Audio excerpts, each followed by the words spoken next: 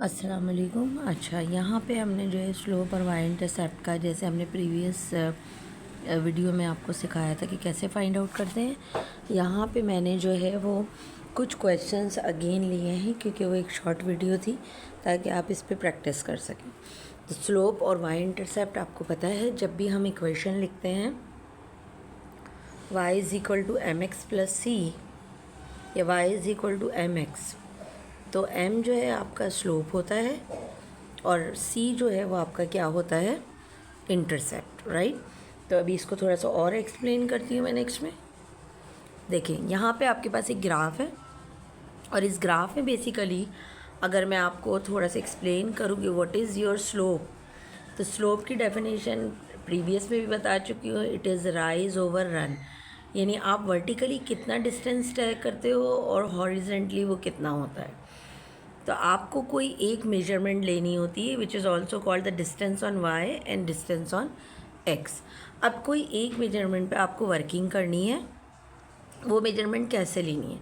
Let suppose ये question है मेरे पास। अब सबसे पहले तो देखो, यहाँ बहुत सारे पॉइंट्स हैं जिनके ऊपर आप एक ट्रायंगल या दो पॉइंट्स को कंसीडर कर सकते हो, लेकिन कोशिश करो कि ऐसे पॉइंट्स को कंसीडर करो कि जो एग्जैक्ट इंटीजर्स में वैल्यूज़ दें, इस तरीके से आपका स्लोप एग्जैक्ट ही निकलेगा।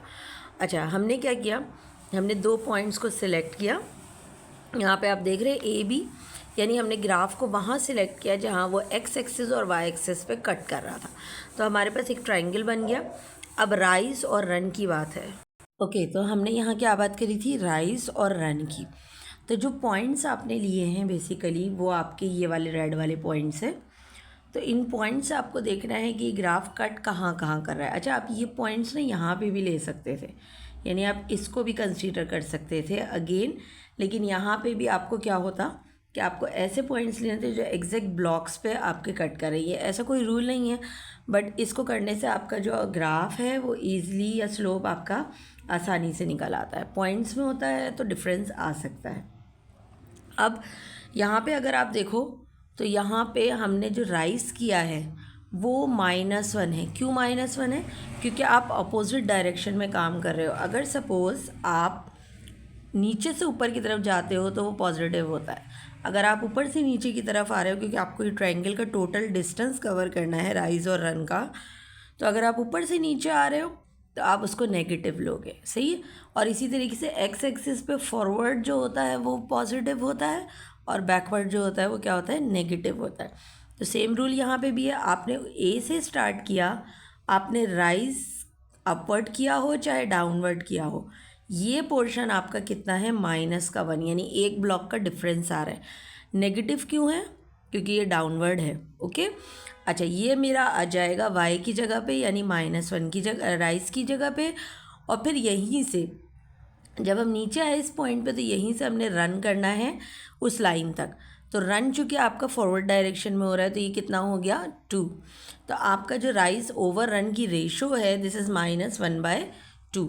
तो आपका जो स्लोप हो जाएगा यहाँ पे वो हो जाएगा -1 राइज था और रन कितना किया था, 2, तो ये आपका आ गया स्लोप। अच्छा, जो सी होता है बेसिकली ये वो पॉइंट होता है जो आपका ग्राफ वाई एक्सिस पे कट करता है, यानी ये वाला पॉइंट। ओके, तो हम ये भी चेक कर लेते हैं कि यहाँ सी कहाँ है, क्योंकि ये आपका क्या है, फोर्थ केस वाला क्वेश्चन है।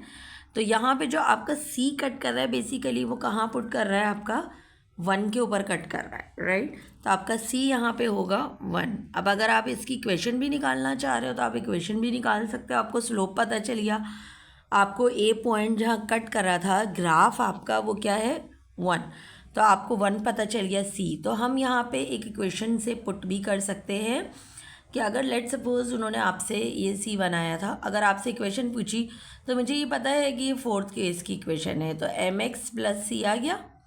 अब एम की जगह पे आप वैल्यू पुट कर दो विच इज़ योर -1/2x, और सी की जगह पे क्या आ जाएगा, 1। तो आप एलसीएम लेके इसकी इक्वेशन को सॉल्व भी कर सकते हो और ये फॉर्मेट भी हो सकता है, सही है। अब हम नेक्स्ट पे चलते हैं। अब नेक्स्ट वाले में देखें, यहाँ पे आप कहीं पे भी देखो, ग्राफ पे आप कहीं पे भी पॉइंट्स ले सकते हो, बस आपको एक दो पॉइंट्स ऐसे चूज़ करने हैं जो बॉक्सेस के ऊपर हो। ये सिर्फ आपके लिए होता है कि आपकी वैल्यू सही है। अब जैसे अगर मैं फर्स्ट वाला यहाँ पॉइंट ले रही हूँ, फर्स्ट वाला पॉइंट ले रही हूँ, तो मैंने क्या किया है, मैं पहले इसको कंप्लीट करने के लिए डाउनवर्ड आई हूँ, तो ये हो गया -1, और फिर मैंने रन किया तो रन कितना हुआ 5, तो इसका स्लोप आ जाएगा -1/5। अब कुछ और पॉइंट्स भी ले सकते हो, ज़रूरी नहीं है। इन्होंने एग्जैक्टली यहाँ पे पॉइंट लिया, तो यहाँ पे भी देखो ये क्या है, डाउनवर्ड -1, और ये क्या है, रन। तो स्लोप आप कहीं पे भी निकालोगे आपका through out the graph same आएगा। अच्छा, ये तो हो गया मेरा स्लोप -1/5। इंटरसेप्ट क्या है मेरा, 6 है, तो सी क्या हो गया, 6। तो आप देख रहे हो यहाँ पे जो आपका इंटरसेप्ट है this is 6 and slope is equal to -1/5। Okay, next one. अब इस पे भी देख लेते हैं।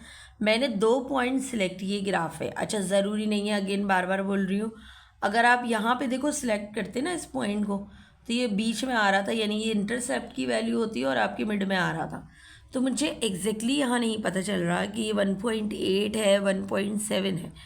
तो MCQ की एक आसानी तो ये है कि आप चले आप वहाँ पे 1.7 1.8 की अप्रॉक्स ले सकते हैं। अगर इसके स्मॉल बॉक्सेस होते तो हम उसे काउंट करते और C निकाल लेते। ये तो हमारा C दे रहा है। अब हमने 2 ऐसे पॉइंट्स चूज़ किए जो एग्जैक्ट बॉक्स पे आ रहे थे, सही है। तो ये दोनों एग्जैक्ट बॉक्स पे थे, यानी जहाँ पे ग्राफ का बॉक्स है उस पे आ रहे थे। तो राइज जो है अगर आप डाउनवर्ड कर रहे हो तो आपका कितना हो गया, माइनस, अब गिनना पड़ेगा क्योंकि एग्जैक्टली 0 से नहीं आ रहा। तो 1 2 3 बॉक्सेस हैं, तो आपका जो राइज है वो हो गया है -3, क्योंकि आपने एक एक बॉक्स को लिया है। तो आपका राइज हो गया -3 ईयर, डाउनवर्ड आए आप ये वाला। और रन आपने कितना किया ये गिन लें, क्योंकि यहाँ से स्टार्ट है तो ये 1 से स्टार्ट है और 5 पे, यानी 4 का डिफरेंस आ रहा है। और बॉक्सेस को गिन लें तो ये कितना हो गया, -3/4। तो आपका स्लोप आ जाएगा -3/4। अच्छा, कुछ लोग कहते हैं कि ज़रूरी है कि हम जो है डाउनवर्ड ही हैं, ऐसा ज़रूरी नहीं है। अगर आप इसका ऑपोजिट जाते हो, यानी आप इस डायरेक्शन में भी जाते हो, तो आपका रन जो है वो -4 होगा और फिर आपका राइज पॉजिटिव हो जाएगा तो वो 3 होगा। तो अगेन वैल्यू जो है वो क्या रहेगी, सेम रहेगी। ओके, तो यहाँ आपका स्लोप आ गया -3। और अगर आपसे ये पूछ रहे हैं कि इंटरसेप्ट बताओ, तो इंटरसेप्ट हमारा ये वाला पोर्शन था जो कि 1 और 2 के बीच में, ये वाला, राइट। तो जहाँ कट कर रहा है वो 1.8 या 1.7 है, तो C की वैल्यू क्या आएगी, 1.8 या 1.7। ओके, नेक्स्ट आ जाते हैं। इसमें भी हमने चूज़ किया 2 पॉइंट्स को। अच्छा, अगेन मैं चाहती तो इस पूरे बॉक्स पे भी कर सकती थी, राइट। इन्होंने क्या किया, इन्होंने एक स्मॉल पोर्शन पे किया। तो स्मॉल पोर्शन के हिसाब से तो आपको नज़र आ रहा है कि अगर मैं राइज करूँ तो डाउनवर्ड 2 बॉक्सेस है, यानी ये एक बॉक्स है। अगर मैं यहाँ क्वेश्चन को आपको लेके दिखाऊं तो ये वाला एक बॉक्स है और ये वाला, तो डाउनवर्ड आए जब हम इस पे तो -2 राइज हो गया और जब हमने रन किया तो 1 हो गया, सही है। तो इसका स्लोप तो आ रहा है -2/1। लेकिन क्या होता अगर मैं इस पूरे बॉक्स को लेती, यानी एक्सिस तक आती, तो वो भी देख लेते हैं। अगर मैं इस पर एक्सिस तक आती, यानी यहाँ तक बॉक्स कंप्लीट करती, तो 3 जो है आपका राइज होता है -3, और रन कितना होता आपका, -2 नहीं होता, बेसिकली ये बीच में आ रहा है। अगर आप इसको गौर से देखो तो ये 1 और 2 के बीच में आ रहा है, यानी 1.5 है।